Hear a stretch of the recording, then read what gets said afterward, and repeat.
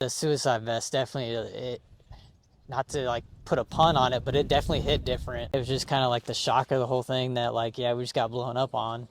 And so you just want to make sure everyone's okay at that point. And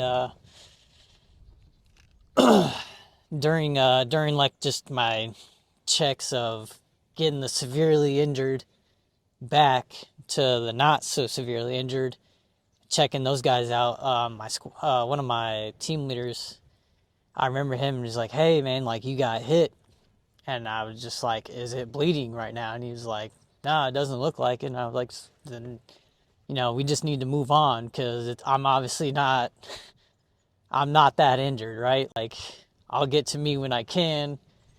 Everyone else that's more injured needs to be at the front of the line, essentially." So A triage kind of. yeah, so just me not really, I don't know, just not being, I guess, selfish in that moment.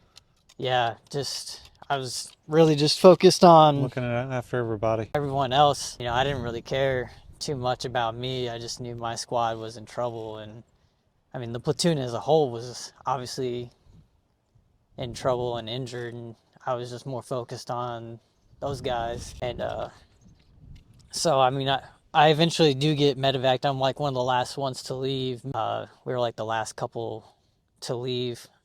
And I just remember on the helicopter ride, just like bawling my eyes out. Everything's kind of like wearing down.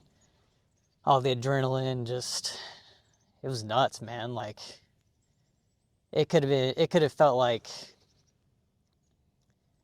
everything that happened. It felt like so quick, but it could have been like an hour long whole process of from like when the bomb went off to me finally getting evacuated. I really have no concept of how long the whole event was, but it just felt like it was here and then over in an instant. And I guess just like all the emotions of everything, I just remember bawling my eyes out. Anybody get killed during that? Yeah, so we had my squad leader, or not my squad leader, I'm sorry, my saw gunner, who's the one that got detonated on. He had to be just KIA instantly as soon as the blast. Like he was right on the road where like the bomb went off. But so we had him, and then the guy that I first came to, my lieutenant, ended up dying in surgery from his wounds.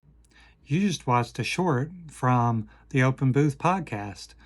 Real conversations, real people, great new locations.